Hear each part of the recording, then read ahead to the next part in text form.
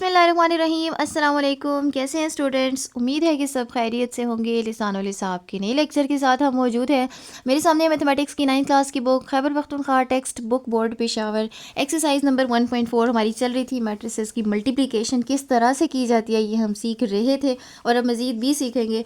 Question number 1 से लेके हमने 4 तक कंप्लीट कर लिया था, जिसमें ये पूछा गया था कि जी ए बी फाइंड करें और बताएं कि बी ए एग्जिस्ट करता है या नहीं। यानी उसी को उसने ऑर्डर उसका चेंज करके दे दिया था और फिर पूछा था। तो हमने देखा कि जब ए भी फाइंड हो सकता है लेकिन बी ए एग्जिस्ट नहीं किया क्योंकि वो मल्टीप्लिकेशन की कंडीशन को फॉलो नहीं कर रहा था।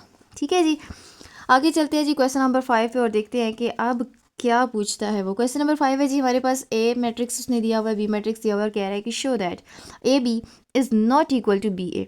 यानी पहले ए को बी से मल्टीप्लाई करें, उसका रिज़ल्ट देखें, फिर बी को ए से मल्टीप्लाई करके फिर उसका रिज़ल्ट देखें और आप प्रूव करें कि उन दोनों का रिज़ल्ट सेम नहीं है। मैं मैट्रिसेस लिख चुकी हूँ आपका वक्त बचाने के लिए। ए और बी मैट्रिसेस मेरे पास मौजूद हैं। मैंने फाइंड करना है जनाब सबसे पहले ए बी और फिर बी ए, और यूँ भी हो सकता है कि आप दोनों को पैरेलल लेके चलें, दोनों को अलग अलग भी किया जा सकता है। जिस तरह से आपको आसानी रहे आप वैसे ही कीजिए।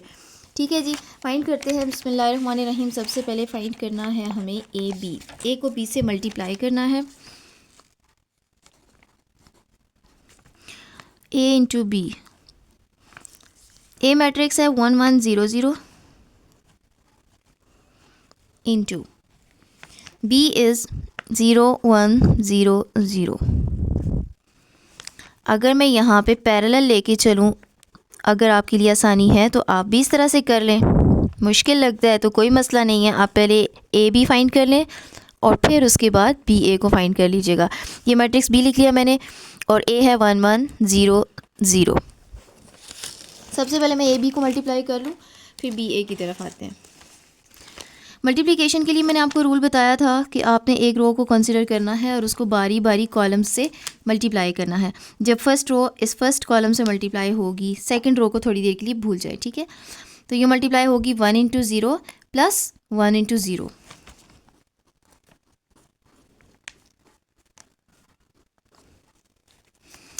अब यही रो जब सेकंड कॉलम से मल्टीप्लाई होगी तो 1 इंटू 1 प्लस 1 इंटू 0।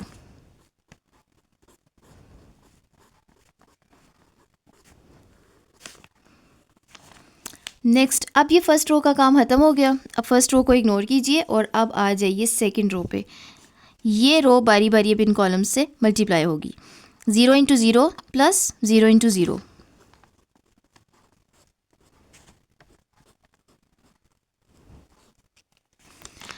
ये रो जब सेकंड कॉलम से मल्टीप्लाई होगी तो 0 इंटू 1 प्लस 0 इंटू 0।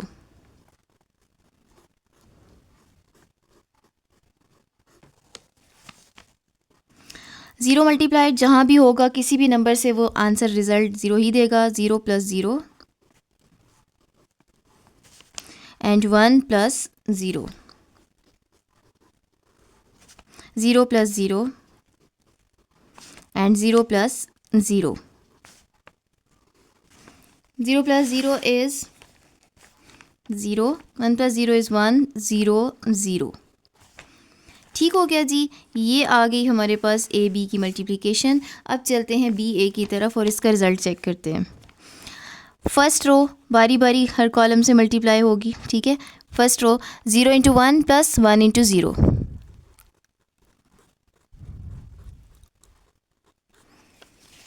अब यही फर्स्ट रो जब सेकंड कॉलम से मल्टीप्लाई होगी यानी 1 0 से, तो 0 into 1 plus 1 into 0।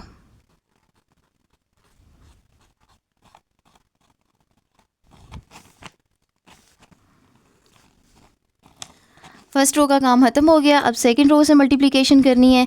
0 into 1 plus 0 into 0।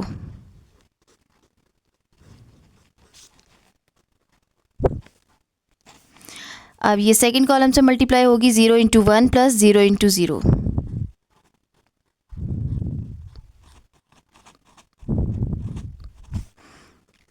So this is equal to 0 plus 0, 0 plus 0, 0 plus 0, 0 plus 0, ये सारे आगे एलिमेंट्स जनाब 0 0 0 0 जो कि एक नल मैट्रिक्स भी कहलाता है। अब आप कंपेयर कीजिए ज़रा ए बी और बी ए के रिज़ल्ट को, तो आपको पता चलेगा कि A B is not equal to B A, और यही बात हमें प्रूव करनी थी कि ए बी का जो रिज़ल्ट है वो बी ए के इक्वल नहीं है। ठीक है जी, इस तरह ऑर्डर चेंज करना जो है वो इस लॉ को कहते हैं कम्यूटेटिव लॉ। जब एक एलिमेंट, तो दो ही एलिमेंट्स हों और एक एलिमेंट को पहले और दूसरे एलिमेंट को बाद में लिखा जाए, जबकि दूसरी तरफ दूसरे एलिमेंट को पहले और पहले एलिमेंट को बाद में लिखा जाए, तो वो भी मल्टीप्लिकेशन, तो हम कहेंगे ये commutative law with respect to multiplication है। और अगर ये ऐड हो रहे हों, A plus B is equal to B plus A हो, तो फिर हम इसको commutative law with respect to addition कहते हैं। ये आपकी इन्फॉर्मेशन के लिए बता रही हूँ, वरना इस क्वेश्चन में कम्यूटेटिव लॉ का कोई जिक्र नहीं हुआ। सिर्फ आपकी इन्फॉर्मेशन के लिए बता रही हूँ कि इस क्वेश्चन में दरअसल उसने साबित करवाया कि मैट्रिसेस में मल्टीप्लिकेशन के केस में कम्यूटेटिव लॉ होल्ड नहीं करता। ए बी का जो रिज़ल्ट है वही बी ए का आए, ऐसा नहीं होता है। ठीक है जी, ये प्रूव हो गया। चलते हैं नेक्स्ट क्वेश्चन की तरफ, और नेक्स्ट क्वेश्चन है हमारे पास क्वेश्चन नंबर 6। उसमें उसने एक ही मैट्रिक्स दिया है and that is matrix A 1 1 0 0, और आपसे ये कह रहा है कि आप फाइंड कीजिए ए क्रॉस ए, यानी ए को ए ही से मल्टीप्लाई करें और फिर देखिए क्या रिज़ल्ट आता है। मैं क्वेश्चन लिख लूँ, फिर उसके बाद एक्सप्लेन करती हूँ। क्वेश्चन अपने पास नोट डाउन कर चुकी हूँ, और अब हम मल्टीप्लाई करने वाले हैं जनाब ए को ए से 1 1 0 0। ये मल्टीप्लाई हो रहा है इसी मैट्रिक्स 1 1 0 0 के साथ। जिन स्टूडेंट्स को समझ में आ गया वो खुद से सॉल्व करें, और जिनको अभी भी प्रॉब्लम है वो इसको समझ लें पहले जी। फर्स्ट रो पहले बारी बारी हर कॉलम से मल्टीप्लाई होगी। 1 इंटू 1 प्लस 1 इंटू 0,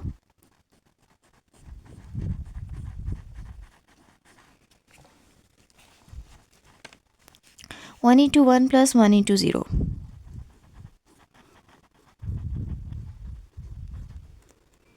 मज़ीद कोई कॉलम होता तो उससे भी मल्टीप्लिकेशन करने के बाद हम नेक्स्ट रो पे जाते। अब आ गई बारी नेक्स्ट रो की। अब इसको भी बारी बारी हर कॉलम से मल्टीप्लाई करना है। 0 इंटू 1 प्लस 0 इंटू 0,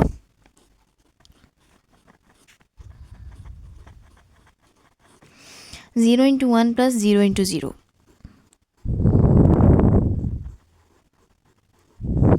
ठीक हो गया। This is 1 plus 0, 1 plus 0, 0 plus 0, 0 plus 0, 1 plus 0 is 1, 1 plus 0 1, 0 and 0। सो ए को जब ए से ही मल्टीप्लाई किया तो वापस वही मैट्रिक्स आ गया।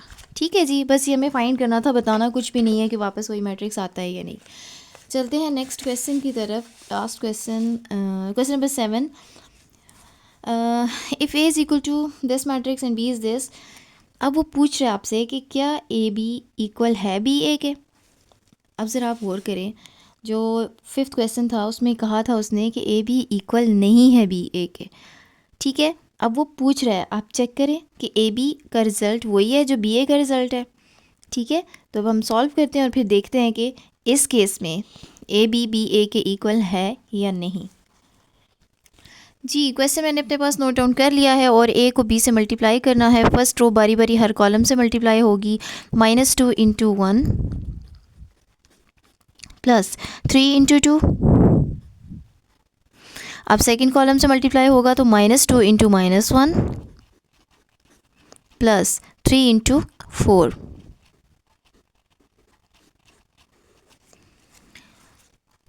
अब दूसरी रो मल्टीप्लाई होगी बारी बारी हर कॉलम के साथ। 2 into 1 plus -1 into 2,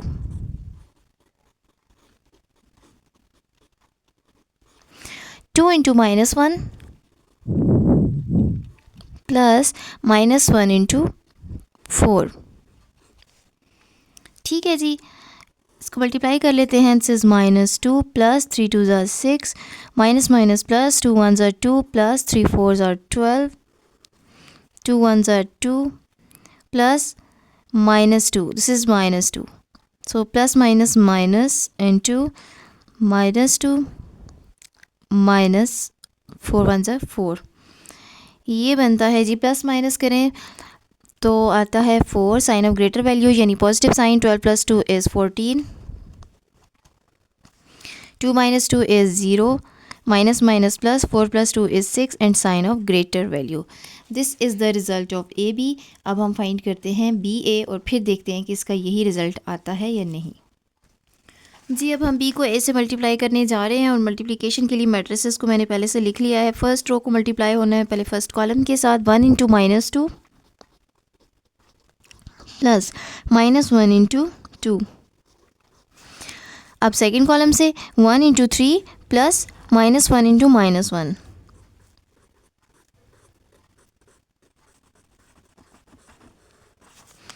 second row 2 × -2 plus 4 × 2, 2 × 3 plus 4 × -1।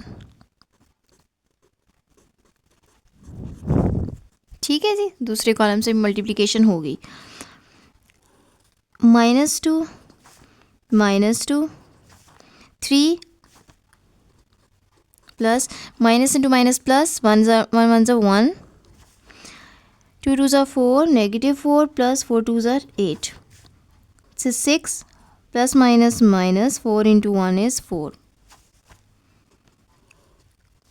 Minus minus plus, 2 + 2 is 4 and sign of negative, 3 + 1 is 4, plus minus minus, 8 में से 4 गए 4, साइन बड़ी वैल्यू का, 6 में से 4 गए तो 2 आ गया। ठीक है जी। अच्छा, ये रिज़ल्ट आ गया आपके पास बी ए का, और आपने देखा कि ए बी का रिज़ल्ट बी ए के रिज़ल्ट के इक्वल नहीं आया। ठीक है जी, जिससे ये बात साबित हो जाती है कि मैट्रिसेस में commutative law of multiplication hold नहीं करता। ये बात मैंने उस वक्त भी आपको बताई जब हम क्वेश्चन नंबर 5 सॉल्व कर रहे थे, जहाँ पे उसने कहा कि आप लोग शो कीजिए, आप प्रूव करें। ठीक है, तब हमने प्रूव तो कर लिया, लेकिन हमें कंफर्म नहीं था कि हर एक केस में ऐसा ही होगा। तो यहाँ तक इन दोनों क्वेश्चन से हमने ये सीखा, क्वेश्चन नंबर 5 और 7 से, कि खुद से वो कहे कि प्रूव करे तब भी, और अगर वो कहे कि आप चेक करो तब भी, commutative law with respect to multiplication matrices में होल्ड नहीं करता। कम्यूटेटिव लॉ क्या होता है? दो एलिमेंट्स होते हैं, दोनों का ऑर्डर चेंज कर लिया जाता है, ए × बी है, बी × ए × बी, बी × ए। या अगर सपोज दो मैट्रिसेस का नाम पी और क्यू है, तो P × Q is equal to Q × P. ठीक है, तो इस तरह से वो कहेगा। तो इससे घबराना नहीं है, नाम कुछ भी हो, बस आपको ये पता होना चाहिए कि ये लॉ होल्ड नहीं करता मल्टीप्लिकेशन के केस में मैट्रिसेस में। ठीक है जी, क्वेश्चन नंबर 5 और 7 में आपने सेम बात सीखी। नेक्स्ट क्वेश्चंस के लिए इंशाल्लाह हम नेक्स्ट वीडियो तक वेट करेंगे, और यहाँ तक किसी भी किस्म का कोई भी क्वेश्चन हो आप कमेंट सेक्शन में ज़रूर पूछिएगा। नेक्स्ट वीडियो तक, अल्लाह हाफिज़।